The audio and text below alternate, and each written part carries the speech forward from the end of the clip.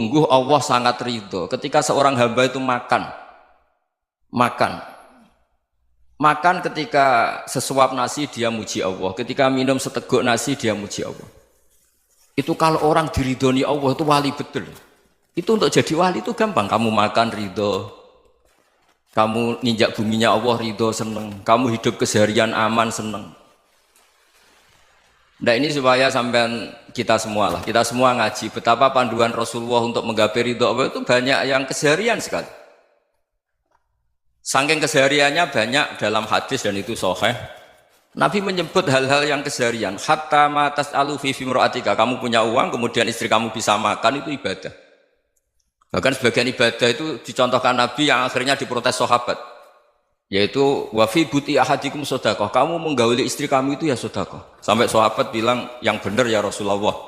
Ayati ahaduna syahwatahu wa huwa lahu ajrun. Masa urusan biologis, urusan syahwat kemudian dia dapat pahala. Nabi menjawab, alaih salawadu'aha fi haramin akana alaihi wisrun. Bagaimana kalau dia meletakkan ke yang tidak benar itu kan dosa. Nah, hal-hal seperti ini yang saya ingin teman-teman semua. Saya juga agak ingin ngaji demi Anda juga agak ingin. Itu dosa sekali ngaji kok. Pesanan kelompok tertentu itu enggak boleh. Islam itu untuk semua. Jadi ya cuma karena di depan saya jenengan ya seakan-akan jenengan korbannya. Itu ada ilmunya dalam usul fikih itu. Jadi orang itu harus ngaji usul fikih. Nama yang disebut, mungkin Mas Sufyan masih ingat zaman ngaji usul fikih. Nama yang disebut itu tidak jaminan sebagai prioritas perintah. Jadi misalnya gini, kebetulan yang di depan Nabi itu Abu Dzar. Nabi ya bilang, ya Aba Dzarin ini uhibbuka misalnya, atau ya Mu'ad ini muhibbuka, atau ya Abu Hurairah ini uhibbuka misalnya. Banyaklah riwayat yang Nabi nyebut ya Aba Dzarin, ya Mu'ad, ya Abu Hurairah. Kemudian misalnya Nabi meneruskan khitab, ini uhibbuka, saya mencintai kamu, fakul dubur sholatin, atau sebagian riwayat disebut fala tada'an la dubura kulli sholatin, Allahumma inni ala dzikrika wa syukrika wa husni ibadatik. Saya mencintai kamu, siapa saja, Mu'ad bisa, Abu Dzar bisa siapa. Saya mencintai kamu, mohon kalau habis sholat kamu jangan lupa wiridan Allahumma inni ala dzikrika wa syukrika wa husni ibadatik. Ya Allah, tolong kami permudah supaya mudah ingat engkau. Anda tidak bisa mentang-mentang, wong nama saya Parmin, nama saya Purnomo, itu yang diperintahkan Mu'ad misalnya. Jadi yang disebut satu, tapi khitab itu untuk siapa saja.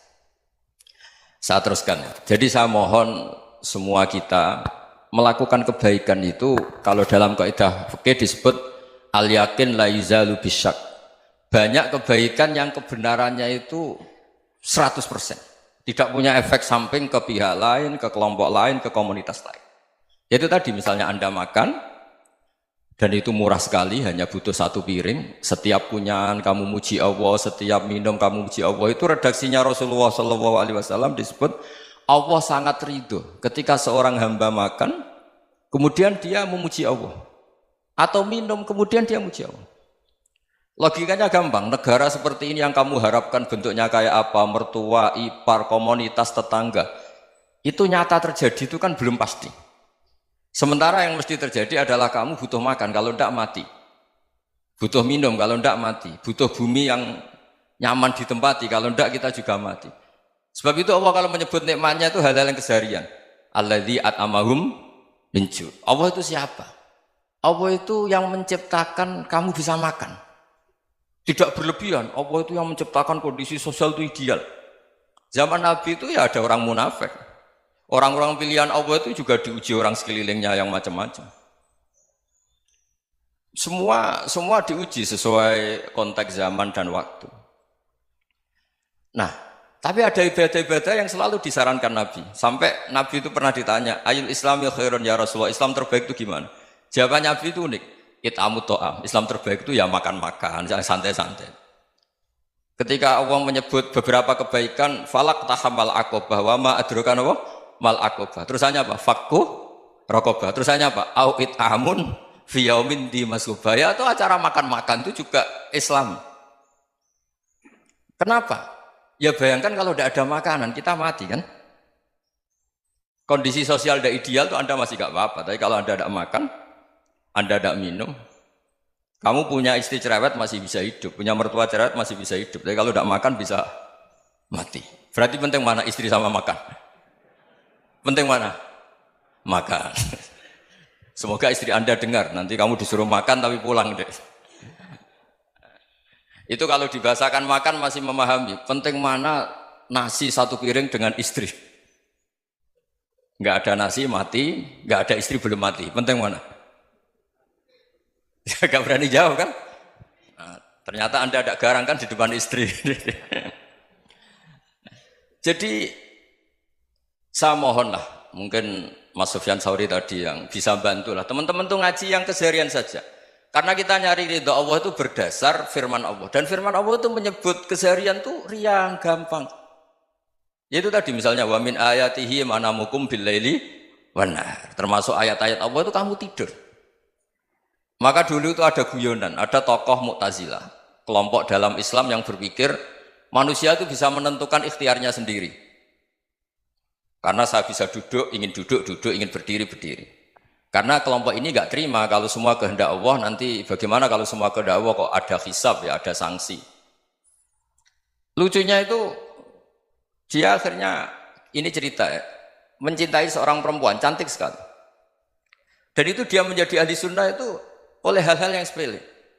Karena istrinya cantik, ya namanya suami istri itu hubungan intim.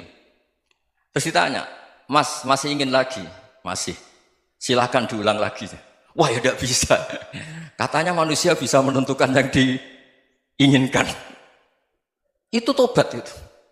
Itu nggak bisa ditobatkan Mas Sufyan Ats-Tsauri. Orang cantik yang mudah nobatkan orang itu orang cantik. Segampang itu.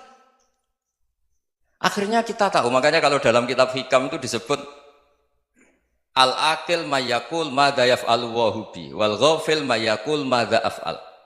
Orang yang punya akal karena sadar ini wilayah Allah, semua milik Tuhan. Itu dia tiap hari berpikir, besok Allah akan melakukan apa terhadap dunia ini. Kamu merencanakan suatu mau plesir, ternyata gempa. Mau wisata ke Rusia, ternyata perang. Kamu tidak pernah tahu apa yang akan terjadi besok. Wa ma tadri nafsum madza taksibu ghadan. Tapi anda semua kita ini sering punya jadwal permanen. Makanya saya kalau diundang siapa saja, bisa takdir. Yang jelas Gus ini acara penting. Ya masih acara penting nak pangeran ngersakno piye? Kowe ape dadi pangeran, kamu kok mau jadi Tuhan? Itu kadang ya kiai. Penting Gus acara ini jenengan harus memastikan bisa. Loh kamu itu yang ngajarin tauhid, sesuatu itu biadillah kok bilang-bilang apa pasti. Kalau maksa terus tak tobatkan kamu kata saya. Ya kalau gitu Gus bilang insya Allah. Wah itu hati saya, fisik saya, roh saya sudah bilang insya Allah. Tidak usah kamu latih kata saya. Nah hal-hal tauhid keseharian itu gampang sebetulnya. Wal ghafil yaqulu madza af'al. Tapi orang yang lupa Allah dia setiap hari bilang besok apa? Kita bisa melakukan apa? Seakan-akan dia itu aktor, dia penting, dia subjek permanen, dia. Padahal kita ini hanya objek kehendak Allah Subhanahu wa taala. Karena kita yakin sesuatu yang terjadi di alam raya ini kita tidak bisa apa-apa. Makanya saya sering ngaji, sering bilang saya, ketika Anda mensifati Allah, dia yang menghidupkan. Sudah itu tanamkan, sehingga ketika kita mati, santai saja. Kenapa santai? Allah punya cara menghidupkan kita. Zaman kita hidup juga gak tahu caranya ngelola jantung, ngelola paru-paru. Kamu juga gak tahu ngelola oksigen yang tidak beracun, tidak mengandung polusi. Tahu-tahu hidup. Gak ingin tua ya tahu-tahu tua, gak ingin mati tahu-tahu mati. Selama ini kita hidup juga gak tahu apa sebetulnya. Hanya gaya tok, punya jadwal, punya planning. Kalau kamu bisa menentukan pilihan Anda, pasti Anda istrinya cantik, 4 neriman semua, kona'ah semua. Nyatanya enggak kan? Ada 1 jelek, cerewet. Oh itu kan, nyatanya enggak bisa apa-apa Anda kan? Dan kamu bawa mati lagi. Itu kan, istri Anda juga gitu, punya keinginan, punya suami yang ganteng, yang jabat, yang neriman, yang enggak poligami. Ya enggak kesampaian juga. Kalau kita ngitung tingkat kegagalan kita itu gagal terus. Ya kan? Nah, terus ingat Allah, madza yaf'alu wa hubi. Orang yang punya akal selalu berpikir Allah itu menghendaki apa terhadap saya. Loh sama-sama orang ngelihat orang yang serius. Itu kata Anda itu pemikir berat, serius. Senang punya tokoh yang merengut karena kamu anggap serius. Tapi sebagian orang anggap orang yang serius itu wong merengut, wong masam, wong muka kok ditekuk. Jadi sama Itu hati, ya muqallibal qulub tsabbit qalbi ala dinik. Karena kita nggak tahu cara berpikir kita tentang orang lain, tentang sekeliling kita. Misalnya kita orang baik yang jenis ngrumat fakir miskin. Ada orang bangun masjid mewah itu janggal. Apa artinya masjid mewah kalau banyak orang kelaparan? Tapi kalau yang jenis pendidikan apa artinya masjid mewah kalau tidak bisa ngaji? Nanti yang jenis infrastruktur apa artinya ini kalau semuanya punya sudut pandang yang berbeda-beda. Dan Islam mengapresiasi semua kebaikan. Tapi katakan semua kebaikan itu adalah kehendak Allah Subhanahu wa taala. Karena apapun baik Anda itu pakai fasilitas yang diberikan oleh Allah Subhanahu wa taala. Sehingga ini yang disebut qulillah tsumma darhum fi khawdihim yal'abun. Ya kembali tadi ke tema-tema bahwa keseharian Anda ini sudah Islami. Saat Anda tidak bisa melakukan apa saja. Saya sering ada jenazah, biasanya kalau tetangga meninggal saya sering disuruh ngelepas. Saya bilang orang ini baik karena sering ngelamun di rumah, sering nganggur di rumah. Ditanya sama anaknya, kenapa Gus nganggur baik? Ya kalau dia nganggur artinya juga agak berbuat sesuatu yang maksiat kan? Ya kan? Orang nganggur di rumahnya ya tidak bunuh orang, tidak maling, tidak korupsi, ya namanya nganggur di rumah. Lah cuma istri cara pandang nganggur gak menghasilkan uang itu. Tapi juga gak menghasilkan kriminal kan? Jadi sebenarnya Islam itu makanya kalau sampai ngaji usul fikih itu ada kitab usul fikih namanya Lubul Usul, itu terkenal sekali di pesantren itu. Itu kalau ngapresiasi keseharian itu luar biasa. Izma min mubahin illa wa yatahaqququ bihi tarku haramimma. Karena keseharian yang mubah saat Anda lakukan itu ada kehebatan yang luar biasa, yaitu meninggalkan haram. Makanya dulu banyak orang-orang alim ketemu temannya itu guyon sampai semalaman. Itu biasanya yang semangat Islam itu kiai kok tidak tahajud, kiai kok tidak witir. Orang yang sedang mapan uangnya banyak, malam itu tidak kelayaban itu sudah luar biasa. Melawan nafsu supaya tidak maksiat itu sudah luar biasa. Supaya lupa guyon sama temannya semalaman sampai subuh. Gejlok-gejlokan mengenang zaman miskin, zaman kuliah nggak jelas, zaman apa. Melihatnya jangan tarkut tahajud. Seperti ini meninggalkan tahajud, tapi meninggalnya ini talkul muharramat. Jadi kayak apa hebatnya? Sehingga Imam Ghazali punya riwayat yang agak unik. Hatta takuna ibadatu akhiri hadil ummah iku an-naum. Sehingga suatu saat ibadah terbaik umat ini itu tidur. Itu kan riwayat kontroversi. Ketika Imam Ghazali tanya, kenapa iya? Kenapa kamu mulai keluar dari rumah itu sudah banyak maksiat? Melihat perempuan yang enggak mahram, melihat fenomena. Tapi kalau kamu tidur itu enggak melihat apa-apa. Tapi juga kamu jangan nganggap tidur itu ibadah betul. Saatnya melakukan fardu ain malah masih tidur. Tapi itu sudut pandang yang menjadikan kita Islam itu gampang. Jadi saat Anda tidak bisa aktivitas apa-apa, misalnya ada beberapa orang yang lumpuh.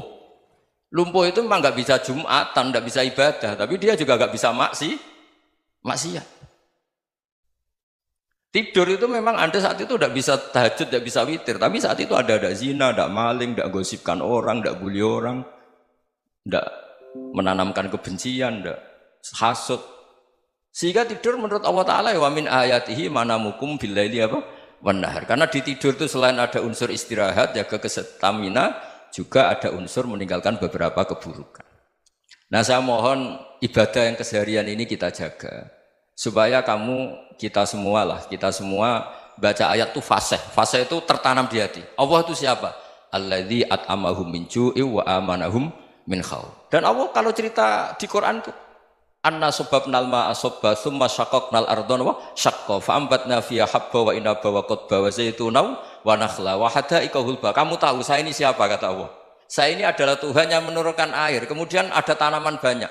Habba wa inaba wa qadba, ada zaitun, ada tin, kalau orang Jawa mungkin ada tela, ada padi, ada mangga, ada pisang. Sudah. Wa inaba wa zaituna wa nakhla wa hadaika hulba. Ada perkebunan yang lebat. Tujuannya apa? Mata Allahkum, silahkan kamu pakai, kamu nikmati. Tapi karena kadang kita ini punya ide-ide besar. Tadi untuk syukur saja nunggu punya istri riman, rumah baik, tetangga baik, komunitas baik, semuanya baik baru syukur. Lama-lama nanti ada di surga, syukurnya nunggu surga paling kelas A. Itu sudah ada yang menghuni Rasulullah, kamu nggak boleh di situ. Masa untuk syukur saja?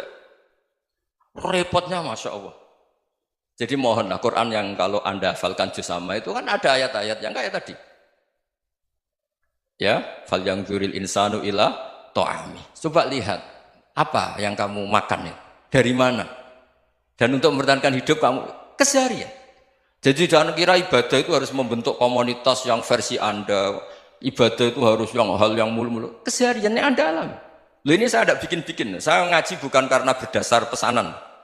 Itu ayat yang saya baca kan betul ada ayatnya kan. Fal yang dzuril insanu ila ta'ami anna sababnal ma'a sabba thumma syaqqaqnal ardo syaqqa fa ambasna fiha habba wa inaba wa qadba wa zaituna wa nakhla wa hadaika ghulba. Terusannya apa? Mata'al lakum, silakan kamu nikmati. Mata itu silakan kamu nikmati. Ya kayak sampean dikasih hidangan ya makan. Ya sudah makan, habis makan ya minum, habis itu ngantuk ya tidur. Ya sudah normal-normal saja. Kayak apa indahnya Islam. Tapi Anda mencari Islam yang gimana lagi? Nah itu yang diajarkan guru-guru kita, diajarkan sanad kita sampai Wali Songo, sampai Rasulullah SAW. Bahwa pada akhirnya ada jihad, ada perang. Itu dulu memang perang, bukan membunuh, beda. Dulu kita dijajah Belanda ya perang, dan itu normal karena kita dijajah. Jadi ketika orang lain ingin baik sama kita, wa in ahadum minal musyrikin astajaroka ya fajirhu hatta yasma'a kalam Allah. Kalau mereka ingin baik ya kita baik. Makanya ada istilah mustakman, mu'ahad. Kalau mereka ingin damai, berdampingan dengan kemajmukan ya itu yang lebih baik. Karena memang Islam menghormati proses perdamaian.